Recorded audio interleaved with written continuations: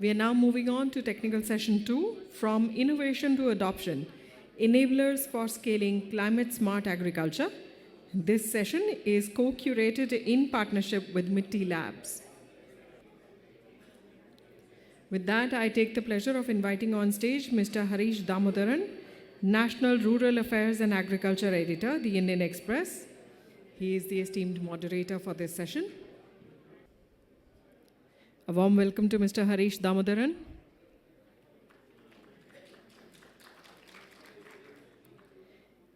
And now we take the pleasure of inviting our esteemed panelists for this session. Please join me in welcoming on stage Mr. Devdutt Dalal, co-founder MITI Labs.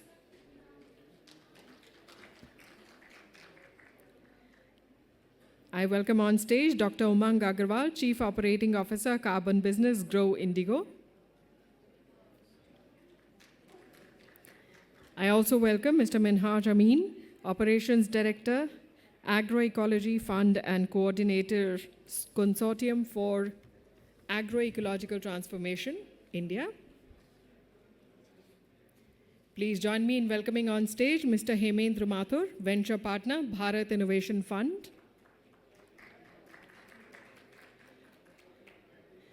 Once again, a very warm welcome to all of you.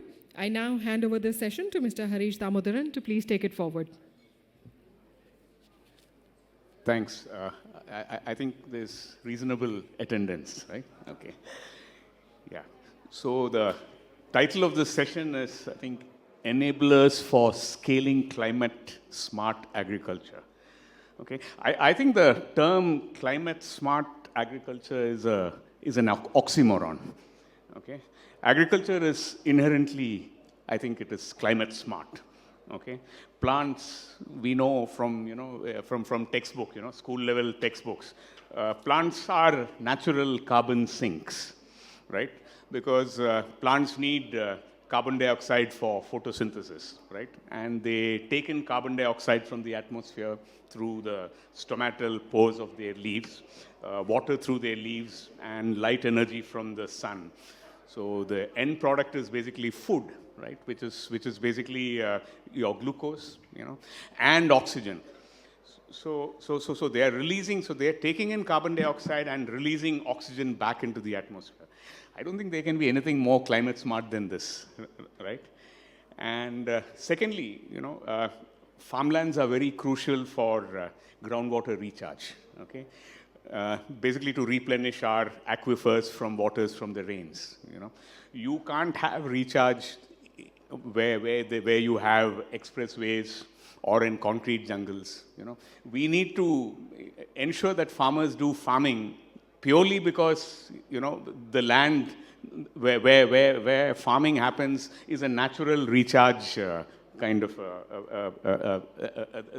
that's where the recharge happens, Like I know, for example, my state, Kerala, farmlands have disappeared and we have had floods, okay? Because when you have about, say, 2,000 millimeters of rain, where can that water go? Earlier it was getting recharged. So I believe that agriculture is already climate smart. So I would say that we should do, how to make agriculture more climate smart. It's already, I don't think anybody who's in the business of agriculture, with the farmers, they need not be guilty, okay? You are doing already a climate smart agriculture. So the thing is, how do we do a more climate smart agriculture? And agriculture basically has, basically there are 4 factors of production, right? You have land, you have labor, you have water, and you have energy. In the past, the entire effort was to increase production by using more inputs, especially water and energy. Basically more input, more output. So I would say climate smart agriculture, or rather more climate smart agriculture, should be about more output from the same or less levels of inputs. So more crop per drop, more input use efficiency, etc. So what I'll start is, I'll start with you, if you can tell me more about your MITI Labs and what exactly, and the kind of stuff which you are doing in, especially in rice farming, which is supposed to be a huge water guzzler, etc. Yeah, thanks. Absolutely. Thank you. Thank you for that. Just for the benefit of the room, I'm going to disagree with one of the points that you mentioned, which is that agriculture is already climate smart. From the perspective of a plant, naturally doing photosynthesis, taking in carbon dioxide from the atmosphere and sort of becoming a natural store of that carbon, yes, that definition agrees with what you're saying. But we have to shift the dialogue from climate being purely about carbon, right? When you look at the impact of greenhouse gases in the atmosphere, it's not just carbon dioxide that is a major contributor. There are several other greenhouse gases, particularly methane and nitrogen, that have a much heavier, short-lived climate impact, right? So methane, they say, is 80 times worse than carbon dioxide in its impact on global warming. With that framing in mind, we have to absolve the notion that all agriculture is climate smart. So I think traditional agriculture, when you look at it from the specific context that I'm mentioning, which is in rice farming, I think you already alluded to the fact that it's a massive water guzzler. We were just in a session in the room before around this water paradigm, right? And just a couple of facts for the room. Rice, where you look at it per kg, consumes 2,000 to 3,000 liters of water. When you look at it per hectare, you're talking about 5 million to 10 million liters per hectare. And add the fact that this is the largest crop that is grown in our country, right? India has about 40 million hectares of farmland that is practicing rice farming. So when you multiply that 5 or 10 million number multiplied by 40 million, the number of zeros just astounds me in terms of the amount of water that is drawn by rice farming in the country.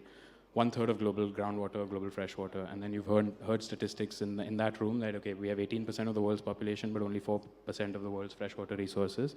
And all of these, 80% of these freshwater resources are used in agriculture. Within that, rice is one of the largest guzzlers. So inherently, I would not agree that all farming is climate smart. So that's one definition shift that I thought I would propose. Now, the benefit or the positive is that, yes, now there are mechanisms or there are solutions that are enabling the scale and adoption of these climate smart practices, right? The first thing is that farmers face a real need. The pitch that we work with farmers is less around, okay, an incentive or a reward for your practice changes. It's really like a here and now problem, right? Like, do you guys have water? Do you feel like water is a problem? And what are your perceptions of this problem? And many farmers will tell us, okay, the second crop that we're taking, we're not able to take because we've already, used up all of our groundwater in the first season. So that's sort of the motivators or the need that farmers are truly facing today is around the water nexus, right? So there is less availability of water.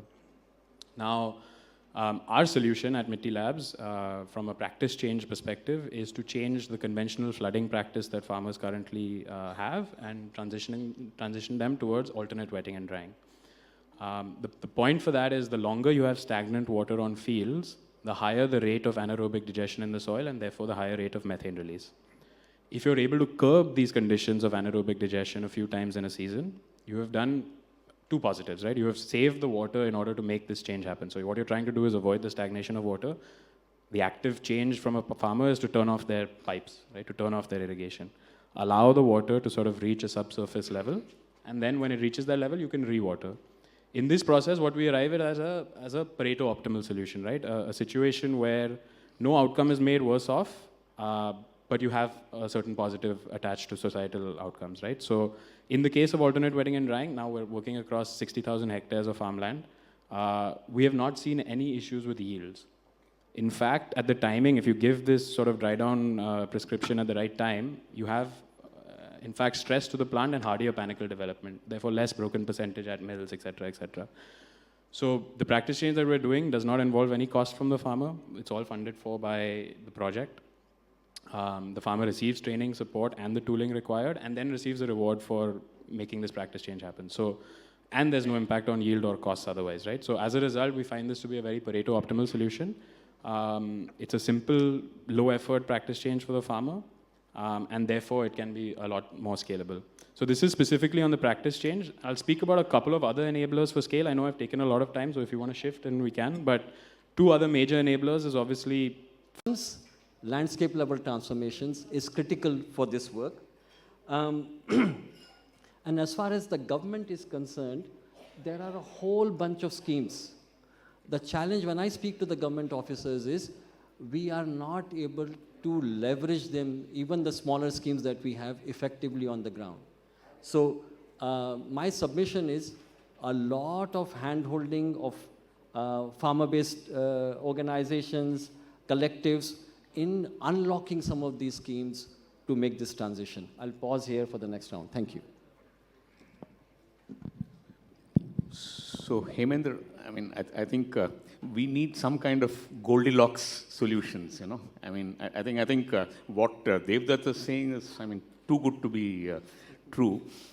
What can you talk from a financing perspective, you know? How does one make this viable from a funder's this thing? I mean, how do we make climate smart agriculture also, you know, financially attractive, you know, for funds and, you know, that kind of thing, you know? Like I think Minhas was about de-risking, you know. So yeah. Right. Thanks. So this is probably my 100th conference on this subject, and climate isn't still as in the agriculture isn't as climate smart as it has to be. And I think for scale to come in this space, you need climate smart farmers, you need climate smart entrepreneurs, you need climate smart investors, and a very strong enabling ecosystem which can support scale. I think as far as farmer is concerned, I think narrative has gone wrong, in my opinion. What do you mean by save water? What do you mean by save water to farmer? What do you mean by save energy? You know, does it translate into money? I think those equations are still very hazy. Reduce methane emission in cattle, but will the farmer get a higher price for that milk? So I think as far as farmer is concerned, let's focus on the unit economics here. When we invest in startups, first thing we ask is unit economics. And I think farmer has a right to ask, ye main sab karunga, but what is in it for me? So I think that narrative has to be changed, strengthened from an economics perspective rather than a social or a larger good perspective. As far as entrepreneurs are concerned, I believe we have pretty strong entrepreneurial ecosystem in the country already. 2 of them are sitting on the table, but there are hundreds and hundreds of them. We ran a challenge with Nudge Foundation on water use efficiency, and there were 120 applications. It was like very pleasing to see that there are 120 people or startups thinking about water use in agriculture. And likewise, there are like dozens of startups on nutrient efficiency and energy use efficiency and things like that. So I think that is, to me, is doing good. As far as investors are concerned, I must say that despite being from the community, we are still in kindergarten when it comes to climate smart investing. What we have done in agriculture is lastly focused on the post-harvest side, that is low-hanging, reducing post-harvest losses, and nothing wrong with it. That is also solving a genuine problem. But the attention on the farm side is still very, very minimal, as for most of the venture capital investors. And there are reasons for it, because none of us see enough scale out there. So I think we need to be a bit more creative in terms of the kind of capital that has to go there. To me, I think it's still a combination of grant, CSR money, some blended finance, some outcome-based financing. So I think that financial innovation has to happen. And unfortunately, when you talk about financial innovation, there's a word called financial, which is ultimately regulated by someone. So I think the regulatory framework also somehow, doesn't incentivize you to really try something new. You will do some pilot and be happy about it. But what about scaling those financial products which can support these kind of innovations? So I think that is what it is. And I think the last thing, as you said, what we can do, I think, frankly, unless we build a very strong demand-side story for sustainable products, I don't think we are not going to scale it. In organic foods, organic food has been sunrise industry for 20 years, 30 years, and sun has never risen. Precisely for the reason because the kind of premium you're charging is, and the kind of trust consumer has on the product is very minimal. So how do we, forget organic, how do we create a strong demand side narrative for the consumers to pay for it? And I think there is enough people out there. I'm actually more, I would say, enthused by the Gen Zs and Gen Alphas who really care about climate than we do. So I think those are the fundamental overarching challenges that we need to solve. I'll pause here. I think we have time for one more round. I mean, who's the person? I mean, who's the person who's monitoring the time? Yeah, I think we have enough time for. Again, coming to your you've said that about 18,000 farmers have onboarded to your program. You know, in the last 12 months. I mean, I think that's quite a good scale. I mean, it is the thing. What are the common complaints that you have received from farmers? Or are you saying that they're very happy, it's a total Goldilocks situation? It's a good question. Big thanks to our partners in Access for being able to obviously onboard these farmers. We rely on their trust and the work that they've done in these communities in the past to sort of accelerate, you know, our achievement of scale, and that's how we operate in general, right? We don't go up as saying, hey, we're Mitti Labs farmer, please believe us. We need, you know, the folks that have been around and have been doing good things for those farmers for some time. So that's obviously one, you know, sort of wedge that we seek in terms of building our partnerships. In terms of whether so look, I kind of said this already. We have 40 million hectares of farmland, of rice farming, right? I'm not obsessed with each and every hectare of farmland. So if there's some farmer that does not want to engage with this program, I'm not going to waste my time or their time convincing them that they should do it. And just because of the sheer volume that is possible, we start with people that see, you know, reason in what we're saying or are able to sort of understand the science or understand why this is a non-detrimental practice change. And we start with that group of farmers. And now, you know, with Access, it's 18,000 farmers today, but we started almost 2 years ago.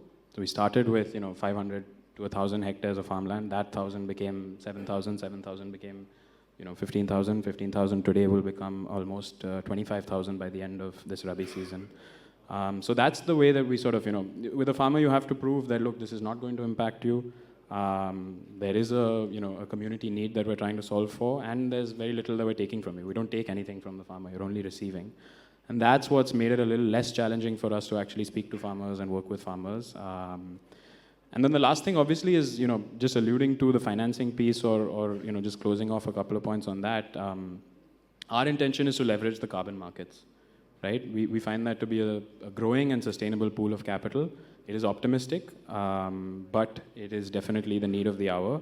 And, you know, Hemendraji was saying, you know, education to consumers, so on and so forth. We find it much easier to educate corporates who can take this action, right? You have a much less number of agents to deal with as compared to individual consumers.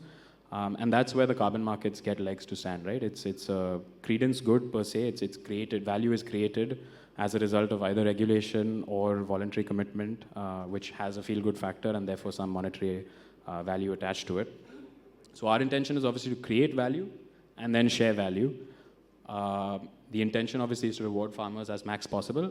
And our programs are designed where we try to keep our operating costs, the cost of technology deployment, the cost of any process oriented to making this transaction happen as low as possible so that we give maximum back to farmers.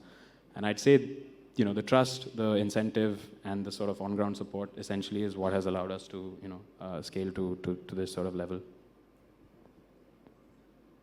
Brilliant. I think what you've shown, I think you have the numbers to show. I think that itself is the thing.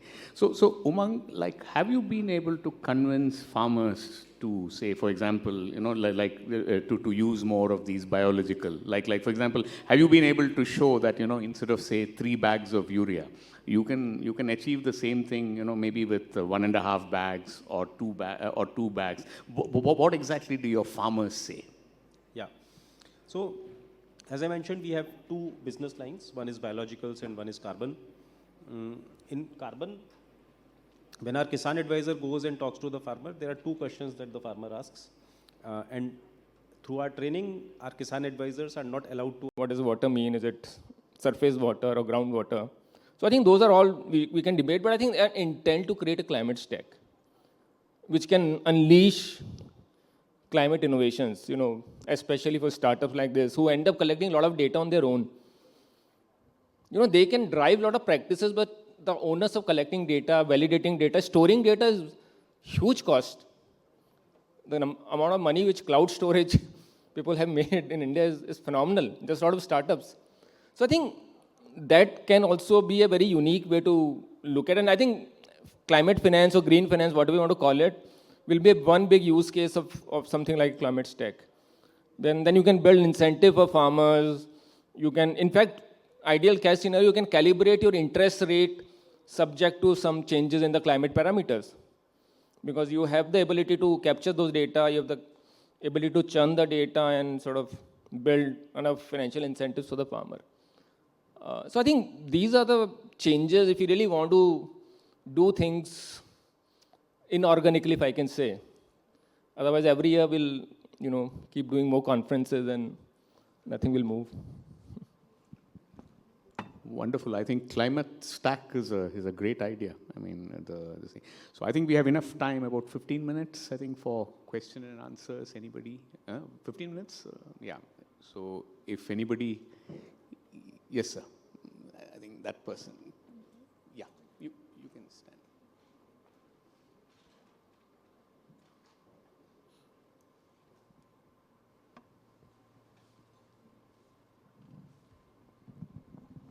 Yeah, hi, this is Himanshu from FWBB Ahmedabad.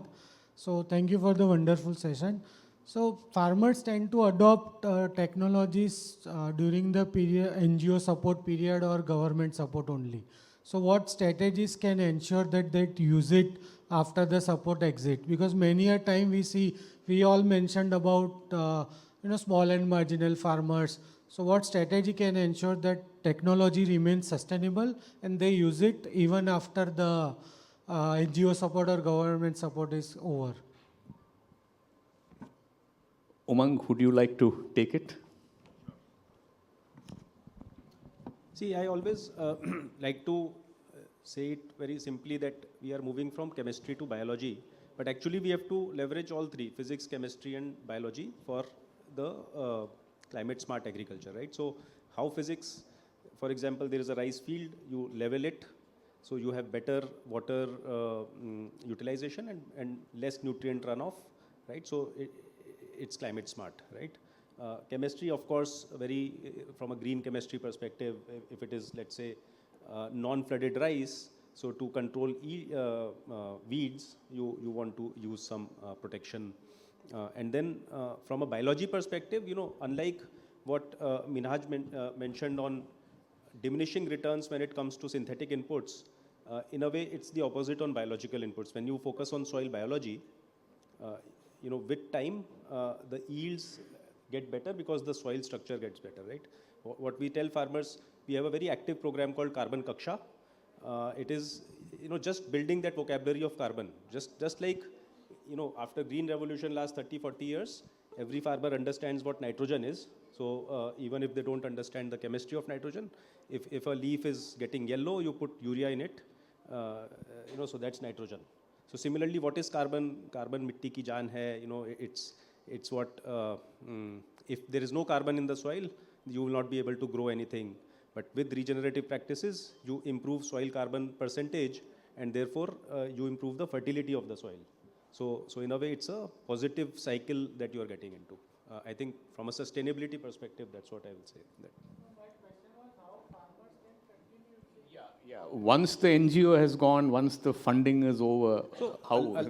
So a lot of these are physical practices also, right? So reduced tillage, for example.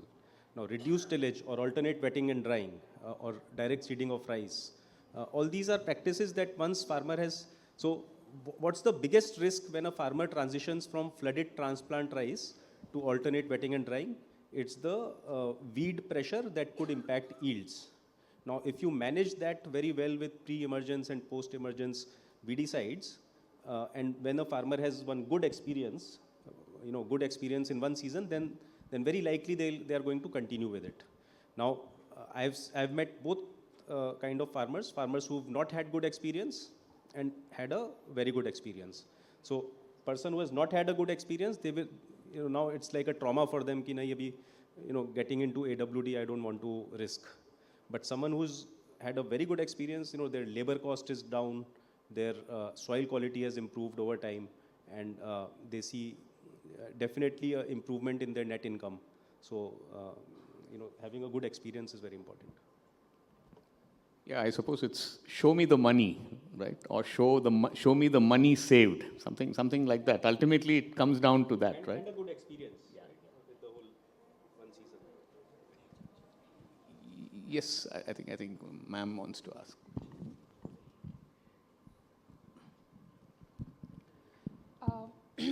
Very good afternoon. I'm Rashmi Adlekha. I am representing Harsha Trust from Orissa. I don't have a question, but I just want to, it's just my observation hearing all the panelists. I think we are looking agriculture in very silo. I think there is a deep and very intricate relationship between different resources in a place. I'm using a word place. And the community is the owner of a place and custodians of the natural resources in that place. And perhaps the conversation that what we are having, I think we're just looking at one, you just do technology or you just do that. I think unless and until we build the agency of the community to take care of their own place, their own natural resources, look at the intricate relationship that are existing between the resources, people to resources also. I think I personally feel that the idea of climate smart or climate resilient agriculture per se, I don't think so that we are going to look at. So I think it's very important to take a step back and look at the place just not as locations, but our living spaces, and allow the community to take decision about their own places, of nurturing their own places and their livelihood. So I disagree, because we also work on the ground. I don't think so that the farmers are just only worried about the economics. I think they love their place and they are worried about their places. So I think it's very important to be conscious about that. Would you like to? We are also partners in many ways, so I completely resonate with what you just said, and thank you for bringing that out. That's why the way we are articulating this is whatever we develop has to be place-based, community-centric, and the demand of what needs to be done in terms of climate risks, in terms of water stress, in terms of biodiversity loss, has to come from the community. And it has to engage with them on many levels. Economy is one, but also engaging the youth, also trying to bring fairness, self-sufficiency. And for me, climate adaptation is the lens that I would take, and resilience building for the communities to work with them. And I see climate mitigation as a co-benefit. But having said that, I don't know how much work is going on in this area, but right now, the current mechanisms don't consider improvement in soil organic carbon as something that can be counted. That is being done, yeah. Yeah, so that's precisely the methodology that we developed and Okay. are implementing. So But most of the people don't, it's not very commonly used, and it's very difficult to make a case. In India, 50% of our land is under cultivation, 150 million hectares. And if we are trying to figure out a nature-based solution, it can't be just, trees on the farm, trees are, in our forest areas, but figuring out how farms become, a place for this. But that is a secondary thing. You are absolutely right. Thank you. Is there? Yes, sir. Please. Yes. Hello, everyone. So I'm Faz. I'm a researcher around water management, etc. So my question is, the practices that we're talking about, AWD, DSR, they have been there for, I think, a couple of decades already. Even the origin places like Philippines, adoption rates are still less than 10%. And I hear a lot of carbon markets around this incentive where the money comes in. do you think this carbon market has matured enough, or there's enough money or incentive out there to make the adoption up there 50%, 60%? Because even in states like Punjab, Haryana, where government has schemes running to support farmers, giving cash incentive to farmer to adopt DSR, the adoption has not been high. So what's your take from your perspective here on that side? Hemendra, carbon markets. Yeah, I think that our Umang can answer this. My limited point on this, look, to me, any carbon credit or monetization of carbon credit should be more like a bonus for the farmer. Otherwise, practice by itself should lead to more yield, more income. Carbon credit, that ecosystem is also developing, right? And it may take some time for farmers to realize that money. And there is a long chain out there. We really don't know how much share is going to go to farmer out of the credit that you earn.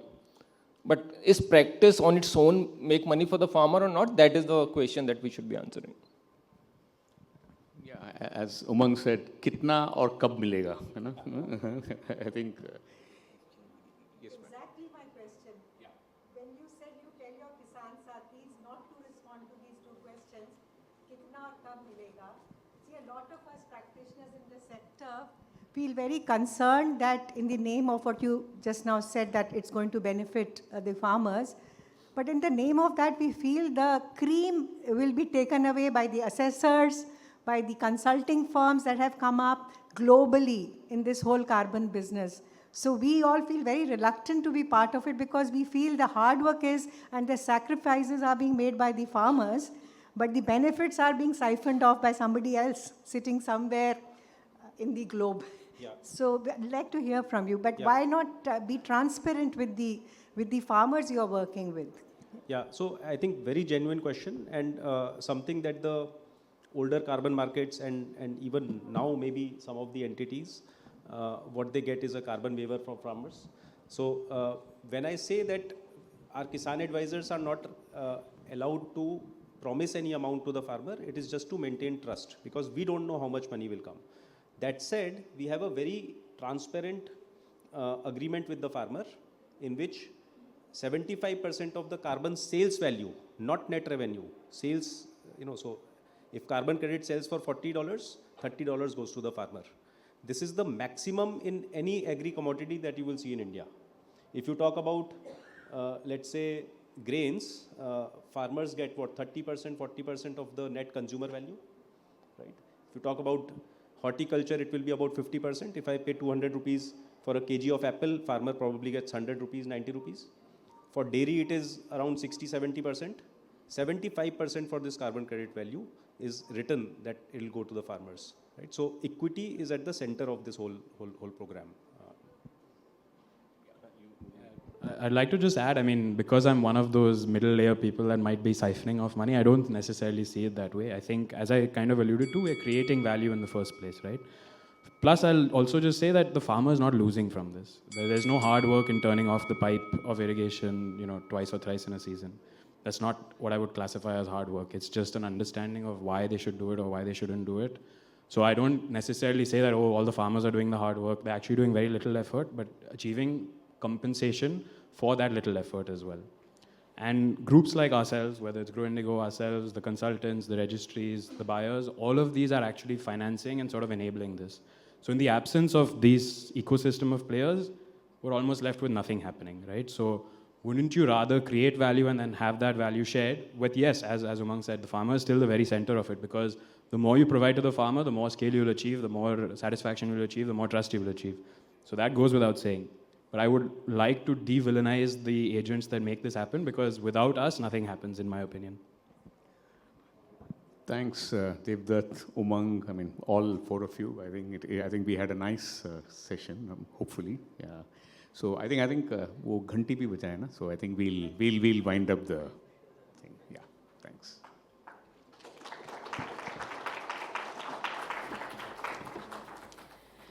We thank the esteemed moderator and all the panelists for this enlightening discussion.